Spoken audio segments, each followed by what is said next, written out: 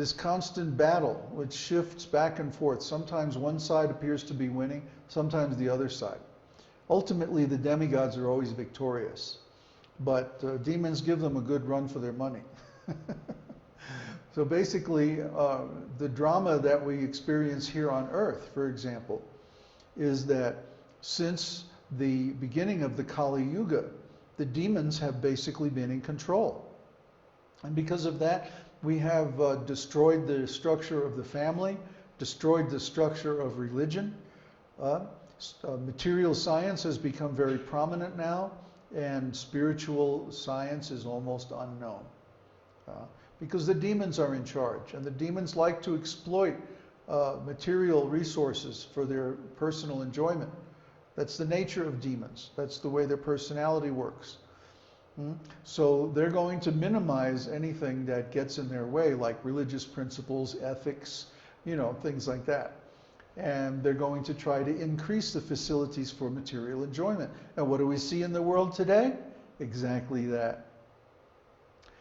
So we can understand that the demons are in charge. They may not be publicly in charge, but behind the scenes they're manipulating everything. Since Kali Yuga began about 5,000 years ago, this drama has been unfolding where the demons become more and more influential in daily affairs of everybody. Now that's about to change. We're going to go through a big change, and then the demigods are going to be in charge of the earth for 10,000 years. Then after that, it goes back to the demons, and back and forth, back and forth. That's the drama. That's the story. That's the, what is it called? The backstory. You want to know, for example, you tune into a television show, and you see something going on, but there's always a backstory. Where did these people come from? Why are they in a particular kind of relationship? What's motivating their activities? And why are they doing what they're doing? So when we look at the world today, we want to know, why is the world such a mess? Well, that's the backstory. It goes all the way back to the beginning of the universe, the demigods and demons fighting over the nectar of immortality. Any more questions? Are demons only affected by the modes of ignorance and passion? And any sign of goodness are just phony? No, they actually, they understand the Vedic philosophy. The demons have quite a bit of mystical powers, which they derive from the mode of goodness. They also perform austerities. They also perform yoga. They even perform sacrifices. Shukracharya teaches them all these arts. But ultimately, they are tricked and cheated and forced to lose because they're always fighting against God. You can have great qualifications, great knowledge, great strength, or even great good fortune, but if you fight against God, sorry, you're going to be defeated. It may take a while. There may be lots of ups and downs in between, but the ultimate end is very clear, very certain.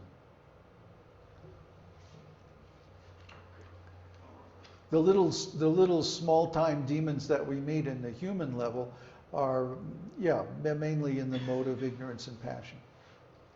That they can be controlled that way. See, the really big demons operate by tricking other people into performing impious activities. They know very well what's the result of sinful activities. Therefore, the way they operate is to trick other people into performing sinful activities, and thus they become unfortunate and easily controlled. Just like if you can get someone addicted to a drug and you supply that drug, then you have power over them. So the demons are getting the people in general addicted to sinful activities, because then they're very easily controlled. All you have to do is control the supply of the material enjoyment that they're addicted to, and you have them completely under control. That's the demon's game. Buy this, enjoy that, huh? Go here, do this, do that. You see all these advertisements on TV. Get a better car, get a bigger house, huh? Special, no interest, big sale, you know. And they promote all these useless things, makeup, you know, so many nonsense things. Very expensive, very high profit. So then when you become addicted to them, they become a fashion in society, you have to have them. Then the demons profit. They profit and profit and profit. They play off one side against another in a war and sell weapons to both. So, you know, the demons are very clever. They're very intelligent. Or not intelligent, cunning. They're very cunning. They know how to arrange things in a very tricky way so that they always profit no matter what the situation is. Anyway, we don't want to talk about the demons, we want to talk about God. So, we have here the same problem with the mouse. Maybe some distortion because I'm trying the other one and it's working good. Okay. Some interference or something. Well, it's a long ways away. Oh, now that works perfectly. Look at that. That's beautiful. Some interference. Yeah. Or maybe it's just too far away. I don't know. Anyway, we have 4 kinds of signs. Water, fire, air, and earth. Cancer, Scorpio, and Pisces are the water signs. Aries, Leo, and Sagittarius are fire signs. Gemini, Libra, and Aquarius are the air signs. And Taurus, Virgo, and Capricorn are the earth signs. This is pretty standard astrological knowledge. But what's not standard is that the Varnas, or Vedic social orders, are connected with these 4 kinds of signs and are ruled by them. So if you see someone who has most of their planets in water signs, you know they're a Brahmana, or a priestly intellectual class of men. And they're ruled by Vishnu, mode of goodness.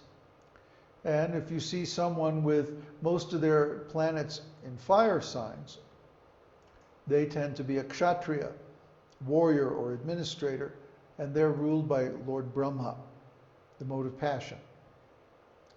Similarly, someone with most of their planets in air signs tends to be a Vaishya, and they're ruled by Brahma and Shiva, or the mixed modes of passion and ignorance. And someone with all earth signs is a Shudra, laborer or artisan, and they're ruled by Lord Shiva. So we see that Lord Shiva is very popular. A lot of people like Lord Shiva because he gives material enjoyment. Most of the population is actually Shudra class. More than 90% of the population is Shudra. Why? Because they're so materially attached that they're always lamenting. Shudra means lamenting. Someone who laments is a Shudra. Well, why we should lament? We are all spiritual and eternal. But Shudra means to identify with the material body. And because they're identified with the body, then they have to lament. Because the body is always changing. And we're always growing old, and we're always getting sick, and this and that. Constant changes of the body. Because of this body, if we identify with this body, we're always going to be lamenting. But if we know that we're the spirit soul, then we have no reason to lament, because we're eternal. The body may change, but you know, everything in this material world changes. Everything grows old and becomes useless after a while. Why should we lament over it? Is lamenting going to stop it? Is lamenting going to stop the inevitable march of time? No. So lamenting is basically useless waste of energy. Don't bother lamenting. Because we're spirit souls. Now the 3 higher classes, the Vaishyas, Kshatriyas, and Brahmanas, they are all initiates. They're initiated by a bona fide spiritual master, especially the Brahmana class. The Brahmanas are the natural intellectuals. They like to study the Vedas. They like to perform religious rituals. They enjoy things like meditation, chanting, and like that. And they're the natural teachers of all the classes of society. So those people have to be cultivated. They have to be given facilities. They need to be given the freedom to cultivate spiritual knowledge without having any other material responsibilities. The health of the society depends on this. If the Brahmanas are not given facility, if they're forced to go out and serve people of lower consciousness, then this most valuable resource is wasted. And the whole society becomes corrupt because of it. Especially the Kshatriyas. If the Kshatriyas